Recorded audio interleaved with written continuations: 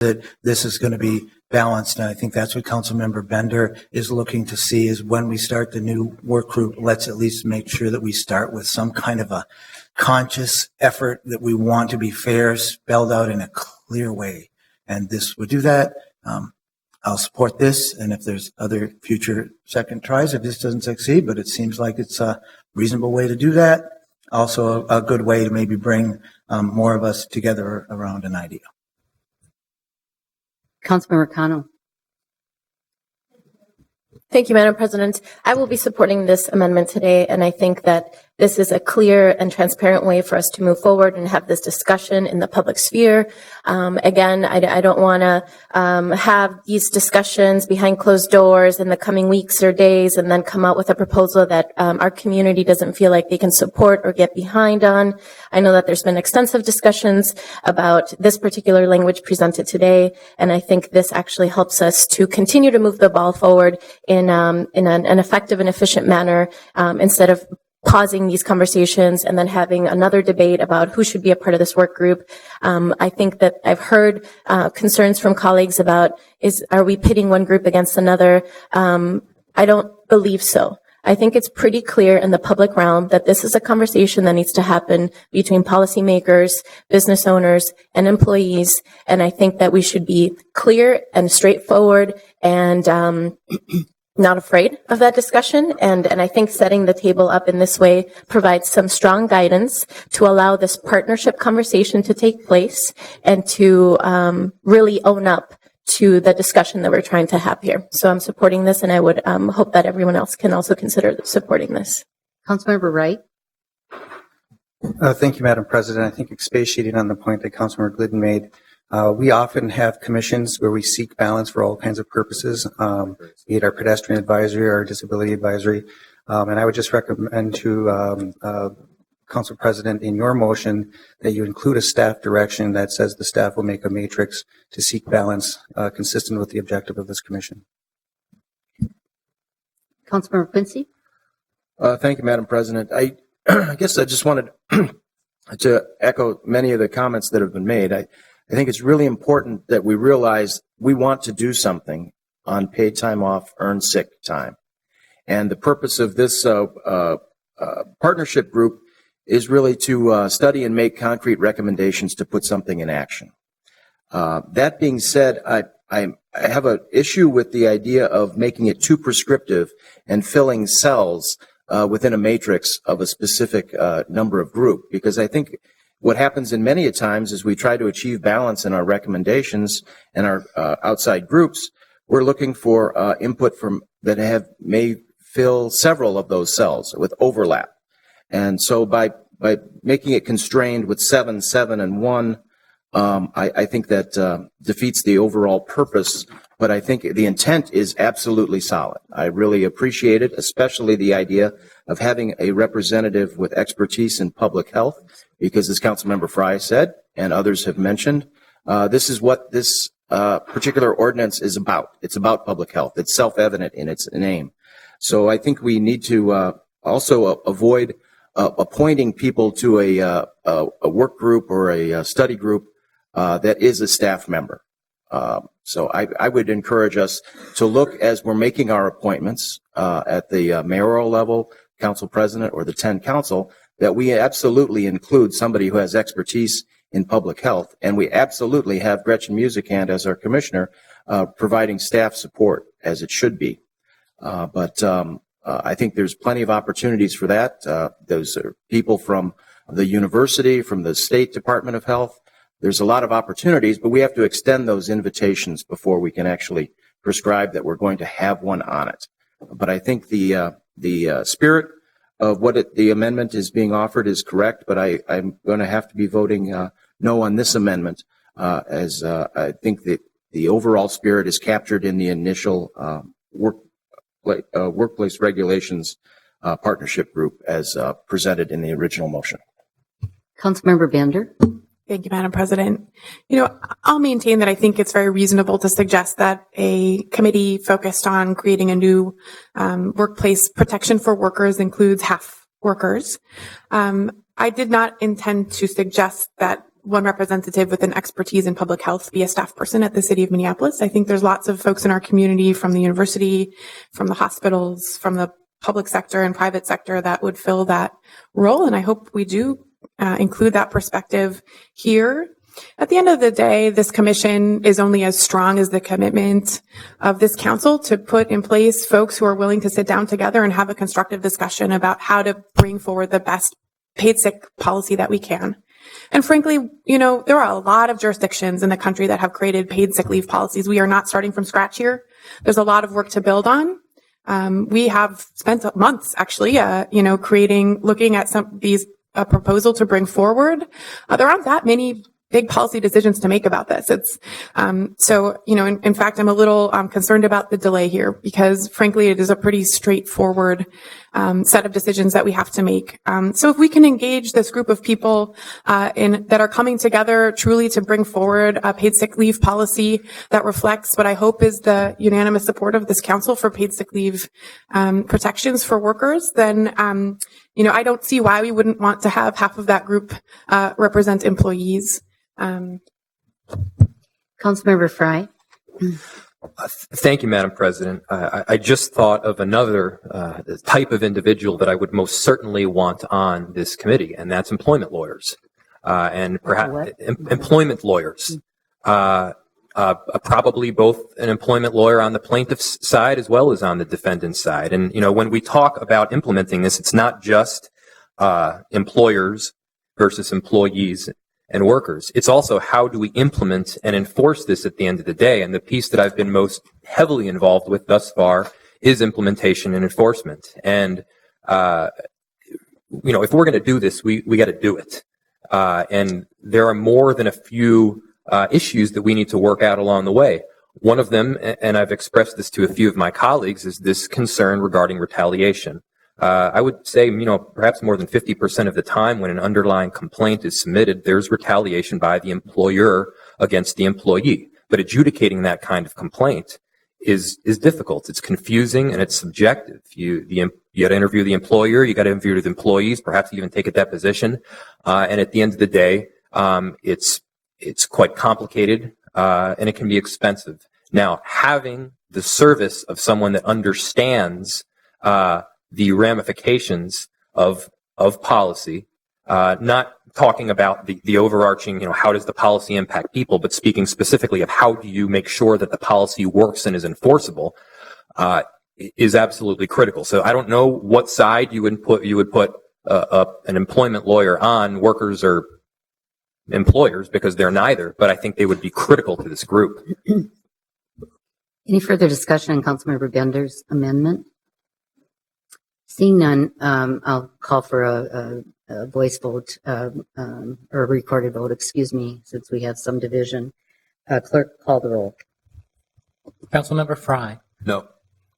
Palisano. No. Gordon. Yep. Kano. Yes.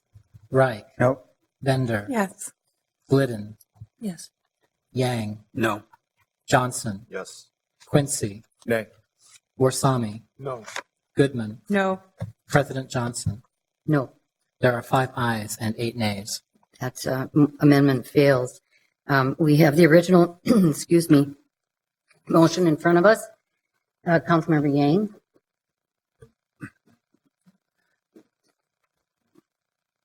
Thank you, Madam President. I didn't know if I should have spoken on item number 8 or item 10. I think a lot of this stuff is just all maybe a little bit interrelated. So making my statement now, the Working Families Agenda brought substantial concerns from business owners and even workers in Ward 5. It wasn't about 80 businesses and hordes of corporate lobbyists roaming the city council offices. It was about small ethnic grocery stores, daycare clinics, healthcare facilities, bars, and restaurants, small businesses and some workers all saying it wouldn't work and providing detailed and deliberate reasons why. I want to thank Council President Johnson and Councilmember Andrew Johnson for their leadership in creating this partnership to bring workers and employers together to work on a sick leave and paid time off policy. Without this open and engaged process, I don't believe any of these proposals would pass. I represent people who are struggling to make ends meet. It is my responsibility to make make sure that in trying to make constituents' lives better, which is my one and only goal, that the city of Minneapolis does not create laws or working environment which makes it harder for the people I represent to work, earn wealth, or live safely. And the unintended consequences of this policy could do just that. This policy needs the critical eyes of the people who run the balance sheets for our small businesses. It needs informed opinions of the minority and immigrant business owners who hire and employ many of the people this is supposed to help. And it needs the people most impacted, workers. If any business closed because of hardships imposed by this, if one business moved its operations out of the city of Minneapolis, or if we lose jobs because of this, we need to know whether it's worth it or not. This partnership will allow us to do the appropriate background and outreach to find out. It will bring together all of the parties involved, all impacted by these regulations, and it will result in better policy. And that's what we want. Thank you. Councilmember Cano. Thank you, Madam President. I would like to move an amendment on this issue. I will hand out a copy of what I have planned. So the change that I'm proposing here is the same language that you have in your original motion with the change on the partnership goal shall select 2 co-chairs instead of 1 from its members, with 1 co-chair representing employers and the other representing employees. Second. Okay. On Councilmember Cano's amendment, did you wish to speak to it? Yes, please. Okay, why don't you go ahead? So in setting up the structure for this very significant work group, I think it's important to ensure that we have all hands on deck and that we have 2 people leading the way in addition to the partnership group. So I'm speaking from a lived experience here. I'm co-chair of the diversity committee on the Meet Minneapolis board, and it has worked wonderfully. First and foremost, because we work as a team to set the agenda for the group. We help each other vet issues, and we actually work together a lot offline to make sure that all the concerns and ideas that we're bringing forward through the committee are building their way into the agendas and into the work plan of the committee.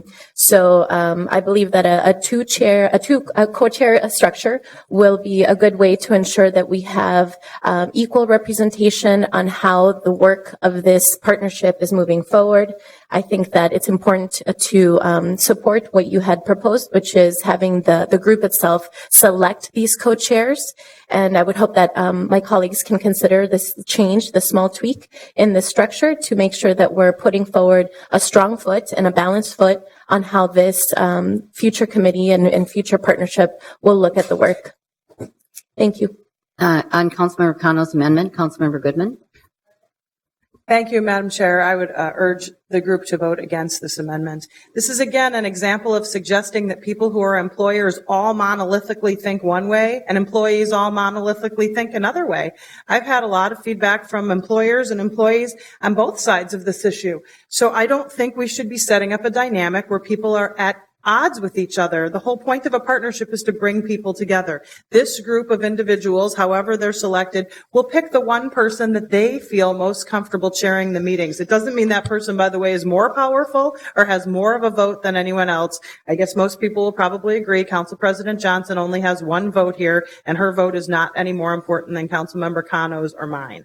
So I think this has been fairly carefully thought through. I don't like anything that sets up a dynamic of winners and losers, employees versus employers. And I think the fact that we're micromanaging the heck out of this thing says something about the incredible division amongst us. Councilmember Frye. Thank you, Madam Chair. I appreciate the sentiment of Councilmember Cano's motion to have equal representation in the form of the chair. While I agree with Councilmember Goodman on the fact that regardless of who chairs it or whether we have 2 chairs, they all have 1 vote. But once again, this brings up my previous point, which is, there are not just 2 groups here. And if there are more than 2 groups, and if there's a 3rd and a 4th and a 5th group, perhaps that could have an outside and even an unbiased persuasion to them, maybe that's the person that should ultimately chair. Councilmember Gordon. Thank you, Madam President. I just wanted to raise the point that I don't think the makeup of this group is going to set up the dynamic about the divide. I think that's just a dynamic that is there, and it might even be a dynamic that we helped set up by the way we've rolled this process out so far. Councilmember Cano? I just wanted to address some of the issues that have been brought up here. And this isn't about divides on the council. This is about participating in the policymaking that we're doing right now. I'm participating. This is an idea that I want to bring forward. This is an idea that other people feel is a good idea. This is a co-chairmanship structure that exists in other high-level organizations that are rolling out very significant and important work. I think a co-chairmanship structure makes sense because of the significance of the work that we're doing. And I think that it's important to let the group choose those co-chairs. I think it's a more democratic move. And I think that it's a move that I would hope would bring us into some strong solutions into the future. Any further discussion on Councilmember Cano's amendment? Seeing none, I would urge my colleagues to vote against this because I do think, again, this, saying this for the third time, sets up a dynamic of one side against the other. And I refuse. That's why I called it a partnership. I want us to sit down as a community and discuss how we move forward on this in a way that doesn't impede people's employment, be they an employee or an employer. Councilmember Frye. Thank you, Madam Chair. Regardless of the outcome of this vote, I will be suggesting that a third-party, non-biased, probably, in my view, employment lawyer should be chairing the thing. Any further discussion? Any further discussion? Seeing none, clerk, call the roll. Councilmember Frye, No. Palmisano, No. Gordon, Aye. Cano, Aye. Reich, No. Bender, Aye. Glidden, No. Yang, Johnson, Aye. Quincy, Nay. Warsame, No. Goodman, No. President Johnson. No. There are 5 ayes and 9 nays. That amendment does not pass. I'm sorry. The math was wrong. The math was wrong? Yeah. Didn't. Okay. That amendment fails. On the main motion, we still have 2 people in line to talk on the main motion. Councilmember Andrew Johnson. Thank you, Madam President. Thank you, Madam President. So this is language, a motion that you and I talked about around trying to reach that balance, a little softer language on the balance piece that I think all of our colleagues had spoken in agreement that it's an issue that's worth taking up. So hopefully this amendment is something that all folks can support. Councilmember Johnson, Andrew Johnson, has passed out his amendment, which has the changes in red. Representation balanced, it lists the 15 individuals, and then in his suggestion, representation balanced between the above stakeholders. And then under the paragraph about support and technical assistance, it says support and technical assistance for this partnership group will be provided by appropriate city departments, including the city health commissioner or designee with an expertise in public health. Is there a second? Okay. Any discussion? Seeing none, I would encourage my colleagues to support this. It actually does what I think we all would have intended, which is to develop a group that represents a balance between the stakeholders that are identified as participants in the group, as well as being very clear that our health commissioner or a designee with experience in public health assists on the staff side. So I would encourage my colleagues to support this. Any discussion on Councilmember Johnson's amendment? Seeing none, all in approval say aye. Aye. Opposed? That carries. We have then the motion as amended by Councilmember Johnson in front of us. Is there any further discussion? Councilmember Gordon? Thank you, Madam President. And I was really appreciative of seeing this establishment of this partnership come forward when I read this late yesterday afternoon. And I actually thought to myself, this is probably something that we should have set up back in April when we kind of established our own work groups. So I really appreciate this. I really appreciate the way that it's written, and I'm enthusiastic that it might actually help us have some conversations and get to results. Then I had an opportunity to kind of think about it last night, and it occurred to me that there might be a way to make it a little bit more perfect and more aligned with what we unanimously supported on April 17th. And those of you might recall that on the 17th, that's when we voted. In fact, we all authored the resolution that established the Workplace Policies Work Group that was to look at state, regional, and city policy support for earned, sick, and safe, fair scheduling, preventing wage theft, and living wages. And then we also resolved to develop policy proposals for council consideration, including subject matter and proposed ordinance language for earned, safe, and sick, fair scheduling, wage theft prevention in the city of Minneapolis. And so when I looked at the work group, I thought, well, it's in great shape, except it's leaving out two of the things that were most important to us in April that I think also things that I've heard from my small businesses and others that they absolutely want to get involved in and work on. I mentioned Jim Wellnut the other day, and this is one of the things that he was saying is, please let me get involved in a group so that I can pilot some fair scheduling, so we can look at some best practices, and so we can figure out how we could have some templates so all small businesses could prevent wage theft and those things. So I realize that I'm now amending a slightly amended ordinance with what's before you, but hopefully I have this in writing. So what I'm suggesting is that we allow this partnership, as they're doing their work, not to be limited. And so I'm adding the words including, and then after working on earned sick time and paid time off, we can include city enforcement of state regulations, including wage theft and fair scheduling requirements. And then later on, adding a line that says the partnership group is then to report its policy proposals for fair scheduling practice to the committee of whole no later than June 1st, 2016, assuming, as the mayor and others have indicated, that this is a complicated discussion and it will probably take some more time than the earned sick. So I will move that forward and see what happens. Okay. Councilmember Gordon has moved his amendment. Is there a second?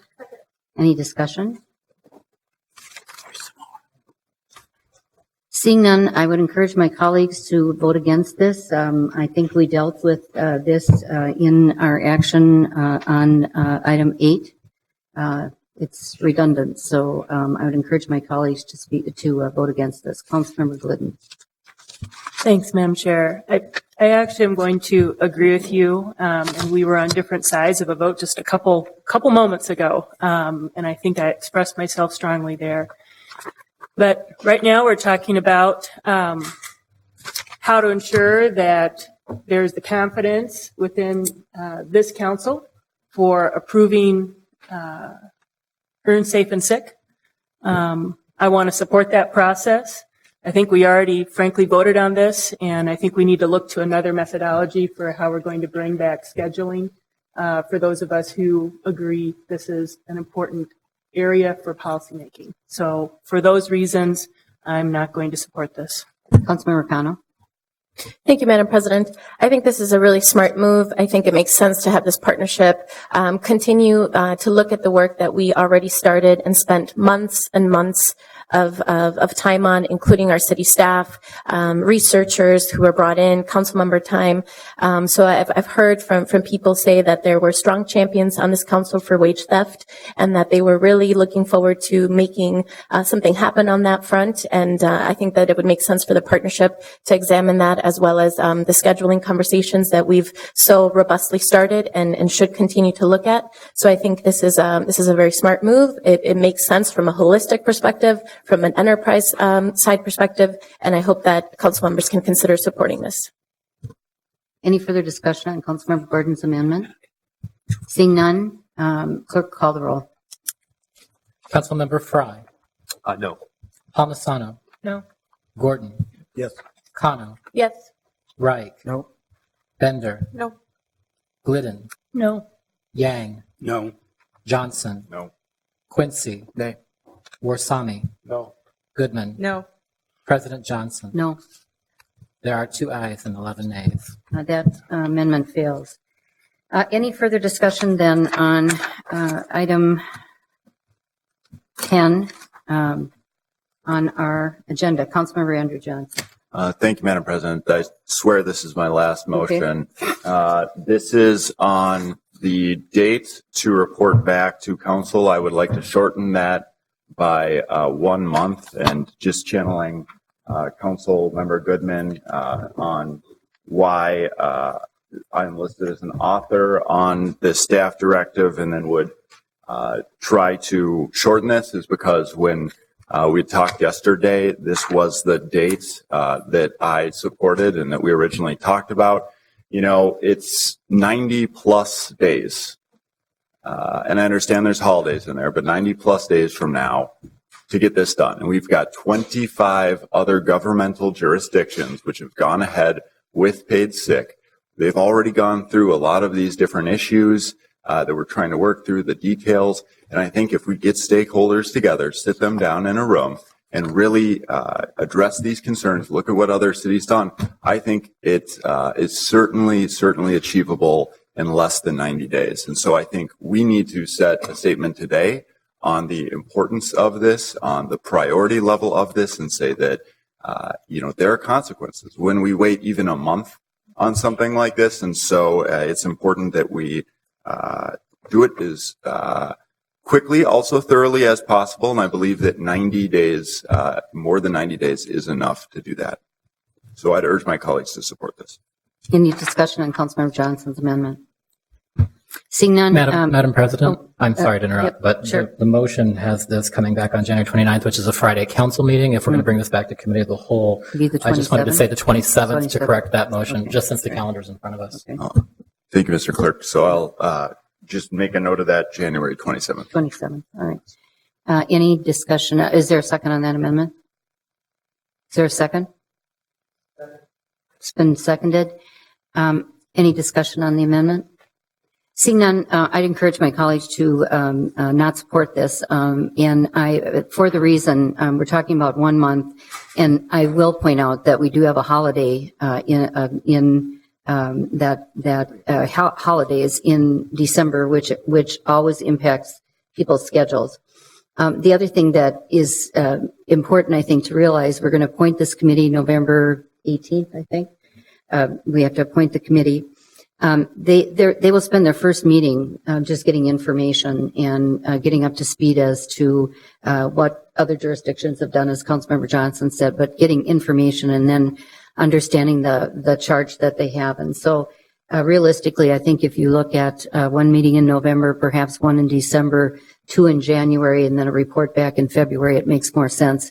Actually, when I met with staff, or yesterday, I guess it was, they suggested even going to March. So this is a compromise with regards to the staff capacity to monitor this partnership. So I would urge my colleagues to vote against this. Any further discussion on Councilmember Johnson's amendment? Seeing none, clerk, call the roll. Councilmember Fry. No. Palmisano. No. Gordon. Aye. Kano. Aye. Reich. No. Bender. No. Glidden. No. Yang. No. Johnson. Aye. Quincy. Nay. Warsami. No. Goodman. No. President Johnson. No. There are 3 ayes and 10 nays. That item fails. We have now in front of us the item 10, Workplace Regulations Partnership. Any further discussion? Councilmember Gordon. Thank you very much. I know I caused some ripples along the way, but I just wanted to land here saying I'm going to come on board to support this. I do think creating this commission is important, and I'm excited to see us actually successfully pass something that will address this issue of earned paid sick and time off. So I'll support the creation of this work group and wish it well, and I'll be engaging and keeping my eye on it. So let's get it right this time, team. Any further discussion on item 10? Seeing none, clerk, call the roll. Councilmember Fry. It's the main motion. Aye. Palmisano. Aye. Gordon. Aye. Kano. Aye. Reich. Aye. Bender. Aye. Glidden. Aye. Yang, Aye. Johnson, Aye. Quincy, Aye. Warsami, Aye. Goodman, Aye.